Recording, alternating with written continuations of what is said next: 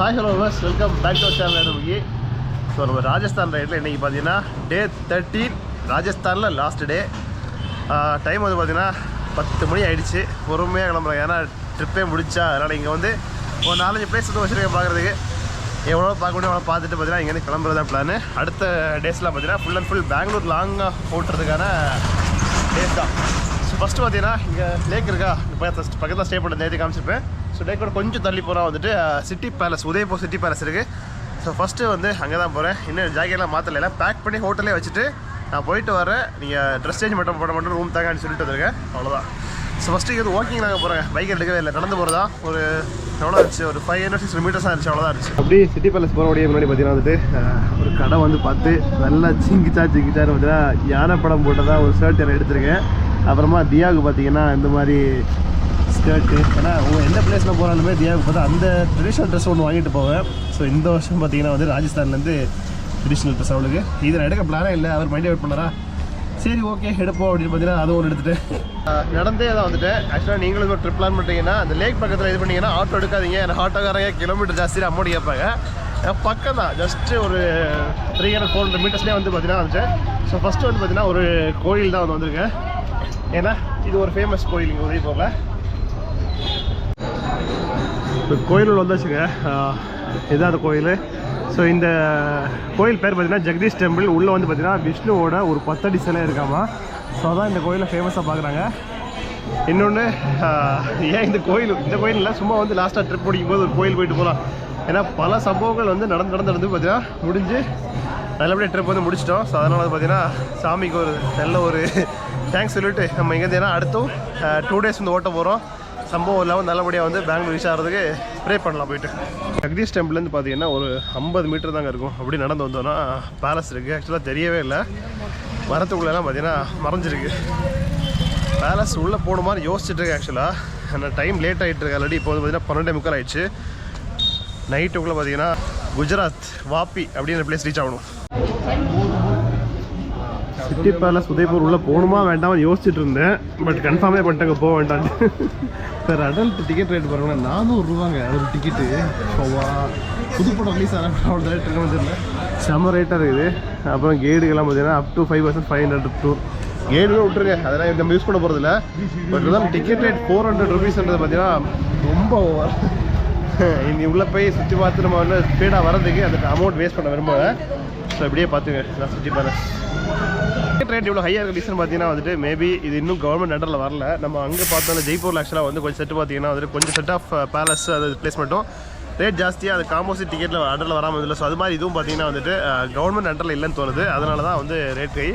இது பார்த்தீங்கன்னா ticket rate ஒரு வேளை இப்படி வச்சுருப்பாங்களோ. இது ஆக்சுவலாக அரௌண்டாக 400 years ஓல்டு பேலஸ் இது. ஸோ அதனால தான் 400 ருபீஸ் வச்சுருக்காங்க போல இருக்குது. ஸோ நம்ம வந்து பார்த்தீங்கன்னா கிளம்பிய செக்க உள்ளே போகல, ஏன்னா டைம் ரொம்ப லேட் ஆகிட்டு இருக்கு. ஏன்னா ரொம்ப லாங் ஸ்ட்ரெச் ஓட்டணும். மண்டே நான் போய் ஆஃபீஸ் ரீச் பண்ணணும், அதுக்கு முன்னாடி ஓட்டி ஆகணும், அதுக்காக தான். ஸோ டிஃபன் சாப்பிட்டுட்டு அப்படி பார்த்தீங்கன்னா இது கிளம்ப போகிறேன். ஹோட்டல்லேருந்து கிளம்பியாச்சு. டைம் வந்து பார்த்தீங்கன்னா 2:30 மணி தாண்டி 2:45 நடுவில் நிற்கிதுங்க டைமு. ரொம்ப லேட் ஆக்சுவலி. ஹோட்டலில் ஆக்சுவலாக என்ன எதில் லேட் ஆச்சுன்னா சும்மா சின்ன பர்ச்சேஸ் லாஸ்ட் நாளா, சரி தம்பிக்கு அப்பாக்கா அப்படி இப்படின்னு கொஞ்சம் திங்ஸ் வந்து வாங்கி இங்கேயே ஒருத்தர் கொரியர் போட்டேன். ஸோ அப்படி பண்ணதில் பார்த்தீங்கன்னா எந்த பக்கம் போச்சு, அங்கே அப்படி பண்ணதில் கொஞ்சம் லேட் ஆகிடுச்சு. ஆக்சுவலாக வந்து இன்னொரு லேக் இருந்துச்சு, நான் அங்கே போகணுண்டா. ஐயோ இவங்க ரோட கிடந்து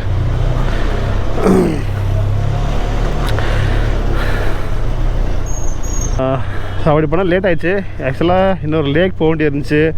அதுக்கப்புறமா அது பக்கத்துலேயே ஒரு ஸ்டாச்சு, கொஞ்சம் ஒரு பெரிய பிளேஸில் நாங்கள் உதயபூர் பொறுத்த வரைக்கும் வந்துட்டு ஒரு 1 டே ஜாஸ்தியாக மீன்ஸ் வந்துட்டு என்ன சொல்கிறது, மெயின் பிளேஸஸ்லாம் கம்மியாக தான் இருக்கும்.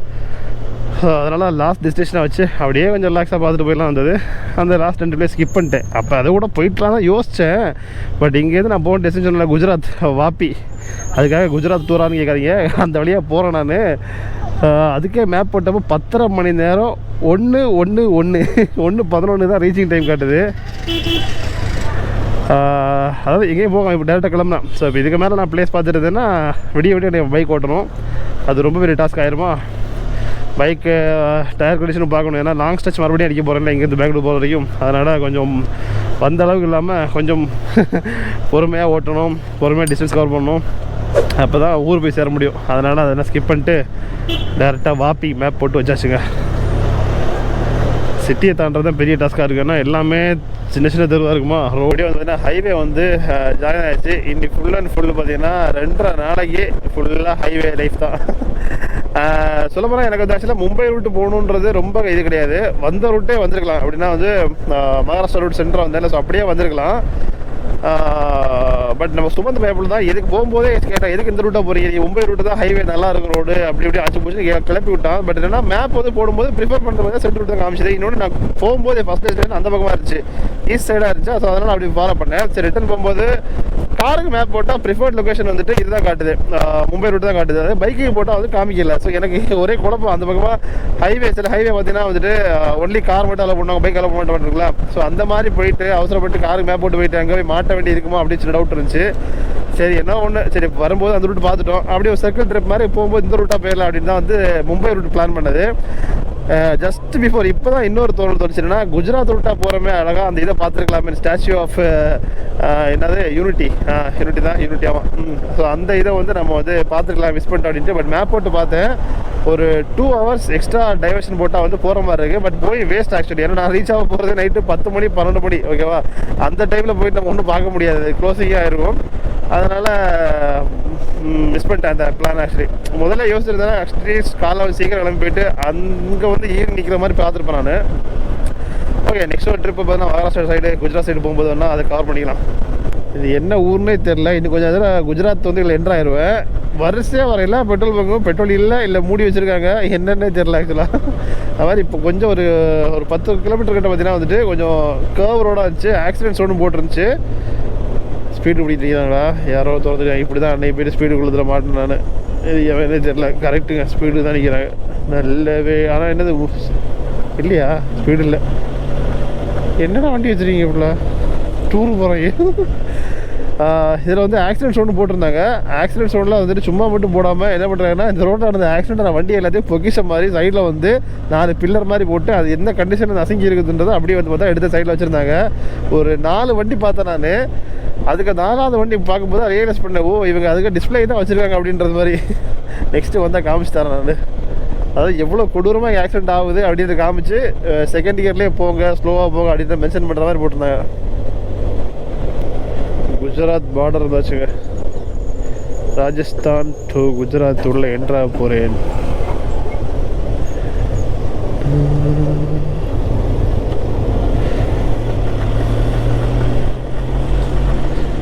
எங்கே என்ன வரவேற்கிறது போர்டே வைக்கலையே.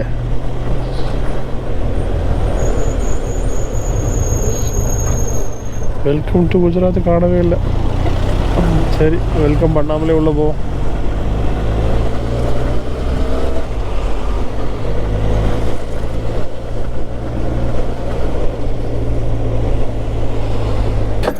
இப்படின்னு தெரிஞ்சிருந்தா நான் குஜராத் வழியாக வந்திருப்பேங்க. குஜராத்தில் பாருங்கள் 97 ரூபா தான் பெட்ரோல் ரேட்டு. ரைட்டு, குஜராத் விட்டு கிளம்புற மாதிரி பார்த்தீங்கன்னா அடுத்து இன்னொரு டேங்க் ஃபுல் டேங்க் போட்ட வேண்டியது தான். ஸோ 16 லிட்டருக்கு வந்து 1560 அப்ராக்சிமேட்டாக வந்து பெட்ரோல் வந்து பிடிச்சிருக்குது. ஓகே, ஒரு சின்ன பிரேக் ஆக்சுவலாக வந்து 170 கிலோமீட்டர் பார்த்தீங்கன்னா நான் ஸ்டாப்பாக வந்து ஓட்டு வந்துட்டேன். லைட்டாக வந்து பிரேக் போடும். அப்படியே பிரேக் போடும்போது டயரோட கண்டிஷனும் பார்க்கணும். டயர் என்ன லெவலில் இருக்குன்னு தெரில. ஒரு 10-15 நிமிஷம் பிரேக் போட்டாங்க. அதுக்குள்ளே மறுபடியும் டைம் அப்படியே ஏறிடுச்சு. நான் கிளம்பும்போது இப்படி தான் ரீச்சிங் டைம் நைட்டு 1:09 காட்டுச்சுது. அப்படி இப்படியும் கொஞ்சமாக அவ்வளோ ஸ்பீடு வர முடியல. ஆக்சுவலாக நார்மல் ஸ்பீடில் தான் வந்துமே பார்த்தா கொஞ்சம் மேப் ஓவர்டேக் பண்ணி 12:42 ரீச்சிங் டைம் காட்டுச்சுது. போட்ட பிரேக்கில் மறுபடியும் அது 25 மினிட்ஸ் திரும்ப ஏறிடுச்சு. பெட்ரோல் போட்ட டைமு அப்புறம் ரெஸ்ட் டைம் சேர்த்து பார்த்தா ஏறிடுச்சு. டயர் ஆக்சுவலாக செக் பண்ணி பார்த்தேங்க. ஃப்ரண்ட்டு போன வாட்டி தான் பிரேக் டயரு, இந்த வாட்டி பார்த்தீங்கன்னா ஃப்ரண்ட் டயரில் அதே மாதிரி ஷேப் ரைட் சைடுக்காக ஃபுல்லாக பள்ளமாக ஃபார்ம் ஆகிட்டு இருக்கு. பேக் சைடும் வந்து அதே ரைட் சைடில் தான் வந்து பார்த்தா இதாகுது. பட் ஆனால் புது டயர்னால வந்து ரொம்ப வியர் ஆகுறல. அதாவது அந்த இடத்துல தான் அந்த வீல் வந்து ஓவராக வந்து ஆகுதுன்றது புரியுது. பட் ஆனால் எதுவும் கம்ப்ளைண்ட்டாக வரல. பட் என்னன்னா இந்த வாட்டி ஃப்ரண்ட் டயரில் அதே போர்ஷன் ரைட் சைடில் இதாகுது. எப்படி பெங்களூரில் போகிறேன்றது தெரில. ஒரு சின்ன மேட்டர் என்னன்னா, நான் வந்து கார் மேப் போட்டிருந்தேன். ஆக்சுவலாக சிட்டிக்குள்ளே வராமல் அப்படியே ஒரு யூட்டன் போட்டு பட்டா சொல்லிக்கிறாங்க, ஒரு யூட்டன் போட்டு அப்படியே ஒரு ரிங் ரோடு மாதிரி போகிற மாதிரி காமிச்சிது. ஒருவேளை காரை பைக் அலோவ் பண்ண மாட்டாங்களான்னு எக்ஸிட் பண்ணிட்டு பைக் போட்டு அந்த ரூட்டை காமிக்கலை. இது அகமதாபாத் நினைக்கிறது. எங்கேயாச்சும் கடை போட்டு பார்த்தா தெரியும். யார்கிட்ட கேட்டிருக்க வேண்டியாச்சு, இங்கே பைக் அலோவ் பண்ணுவாங்களா அந்த ரோட்டில் இல்லையான்ட்டு. ஏன்னா பைக் மேப் காமிக்காததும் சரி, நானும் அப்படியே பைக் மேப்பை அப்படியே ஃபாலோ பண்ணி இங்கே வந்துட்டேன். ஃபுல் சிட்டிக்குள்ளே மாட்டிட்டு முடிக்கிறேன். பைக் அலோவ் பண்ணியிருந்த மாதிரி இருந்துச்சுன்னா நான் தேவையெல்லாம் பல்ப் உள்ளே வந்தது. ஏன்னா இங்கே உள்ளே வந்ததுனால பார்த்தீங்கன்னா ஒரு 1/2 hour எக்ஸ்ட்ரா காட்டுது டைமிங், ரீச்சிங் டைம்.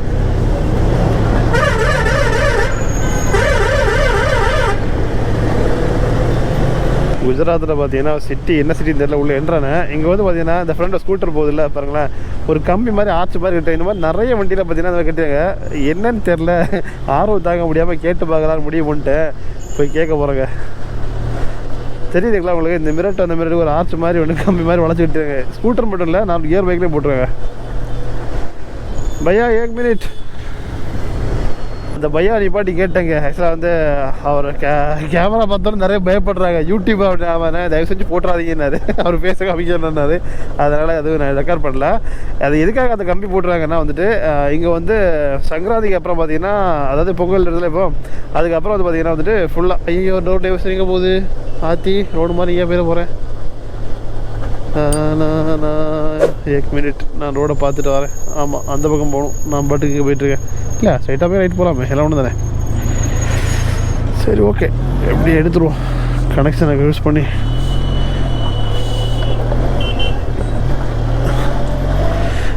ஸோ அப்படி வந்து அது என்னதுன்னா ஜாஸ்தி பட்டை விடுவாங்களாமா. பட்டை நம்ம இத்தனை படத்தில் பார்த்துருப்போம். அந்த பட்டை விடும்போது பார்த்திங்கன்னா தெரியாமல் வந்துட்டு அந்த மாஞ்சா நூல்லாம் சொல்லுவாங்கள்ல, அது வந்து கழுத்து அறுத்துரும்ல. சர்வம் படத்தோட பார்த்தோமே, த்ரிஷா கழுத்து அப்படி துண்டா இருந்துருப்போமே, அந்த மாதிரி தான். இந்த ஆர்ச் மாதிரி கம்மி பார்த்தீங்கன்னா அவங்க தலைக்கும் மேலே ஹைட்டுக்கு வரைக்கும் பார்த்தீங்கன்னா ஏவோ என்ன தாத்தோ யாரா இவங்கள கோமாளி மாட்டேனுங்க. எங்கே விட்டேன், இவங்க பண்ணுற டார்ச்சரில் நான் எங்கே விட்டுன்னு மறந்து போகுது. அந்த கம்பி பார்த்தீங்கன்னா இப்படி தலைக்கும் மேலே வந்து ரொம்ப இந்த ஹைட்டு வரையும் வைக்கிறாங்க. அப்படி வைக்கும்போது என்ன ஆகுதுன்னா, சப்போஸ் அந்த கம்பி நூல் ஏதாச்சும் வந்து இப்படி வந்து ஃப்ரெண்டில் போயிட்டு இருந்தால் கூட அந்த 2 ஃப்ரேமில் பட்டு அப்படி மேலே போயிடும், கழுத்தில் எதுவும் அறுக்காது அப்படின்னு பார்த்தோன்னா அதுக்காக தான் அந்த கம்பி கட்டிடுறாங்க. இந்த பகல் ஐயோ ஐயோ, நான் லெஃப்ட்டு போனால் ஐயோ ரைட்டில் வந்து பிளாக் பண்ணிட்டுருக்காரு. இன்னும் அந்த ரோட் சைடில் பார்த்தாங்க நிறைய அது மாதிரி கம்பி பார்த்தீங்கன்னா சேலுக்கு வந்து ரோட் சைடில் வச்சுருந்தாங்க. அப்படியே சிம்பிள் கான்செப்ட் தான், ரொம்ப இல்லை. இந்த மிரரில் வந்து மாட்டுற மாதிரியும் அப்புறம் இந்த மாதிரில மாட்டுற அப்படியே கம்பியை வந்து வளைச்சி வச்சுருக்காங்க, ஒரு ஜிஐ கம்பி. ஓகே, நல்ல ஒரு டெக்னிக் தான். அதுக்காக ஃப்ரெண்டு கிளாஸ் போட முடியாதுல்ல, வர்ற நூல் அப்படியே அடித்து பறந்து போட்டு அப்படின்னு பார்த்தோன்னா உயிர் காப்பதற்கு வச்சுருக்காங்க. டிக்கெட் ஸ்டாப்பிங்கு இடம் பார்த்துட்டு டைம் வந்து பார்த்தீங்கன்னா 8:15 ஆகிடுச்சு. ஃப்ரெண்டில் பாருங்களேன், யானை கட்டி போடாமல் வச்சுருக்காங்கன்னா என்ன, யானை நல்லா டெக்கரேட் பண்ணி விட்ருக்காங்க. பாவம் நல்லபடியாக நிற்கிறது. இன்னும் வந்து பார்த்தீங்கன்னா 4:45 hour பார்த்தீங்கன்னா ட்ரைவ் பண்ண வேண்டியிருக்கு டெஸ்டினேஷனுக்கு.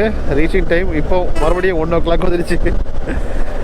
ஸோ பசிக்குதா, இங்கேயே வந்து வடோடரா, ஸோ அங்கே தான் வந்து ரீச் ஆகிட்டேன். இங்கேயே வந்து டின்னரை முடிச்சிடலாம், சிட்டிக்குள்ளே சாப்பிட்டுட்டு அப்புறமா சிட்டியை விட்டு வெளியே போய்க்க வேண்டியதான். சாப்பிட்றதுக்கு வடோடரா ஊருக்குள்ளே போகிறோன்னு பார்த்தா ஹைவே வந்து ரோடு வந்து அப்படியே ஹைவே திருப்பி விட்டுருச்சு. ஸோ ஹைவே சைட்லேயே தான் வந்து துலிப் ரெஸ்டாரண்ட். ஆக்சுவலாக இந்த ரெஸ்டாரண்ட் சாப்பிட மாட்டேன்.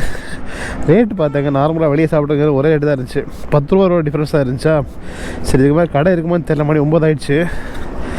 சரி கடை எந்த மாதிரி இருக்குமா இல்லை தெரில அப்படின்னு சொல்லிட்டு சரி ஓகே சாப்பிட்ருவோன்ட்டு 15 நாள் கழிச்சு பார்த்தீங்கன்னா பிரியாணி சாப்பிட்ருக்கேன்.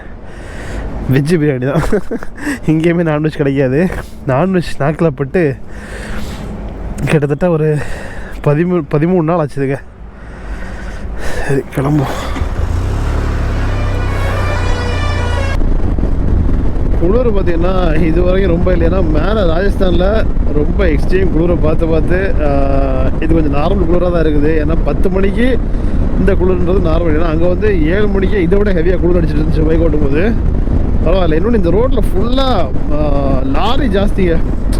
இப்போ கவுண்ட் எடுத்துக்கிட்டா எங்களை சும்மா அப்ராக்சிமேட்டாக ஒரு 2-3 பைக் போகும். கார் பார்த்தீங்கன்னா ஒரு 10 கார் போகுதுன்னா லாரி 30 லாரி போகும் அந்த பாயிண்டில்.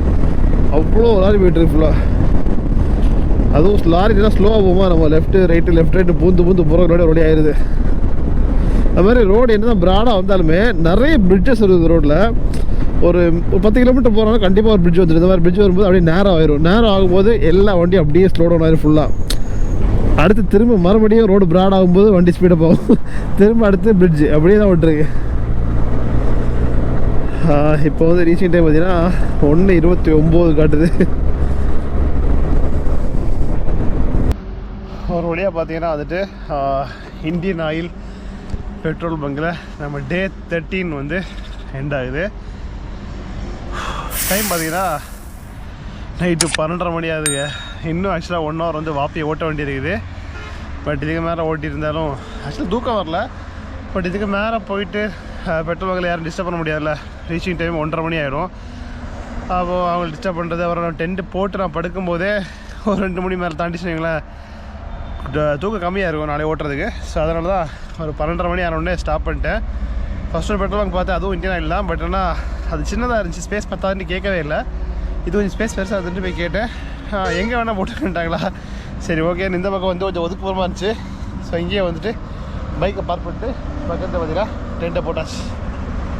ஸோ மணி வந்து 1 மணி ஆகும் முன்னாடி சீக்கிரம் தூங்கிடலாம்.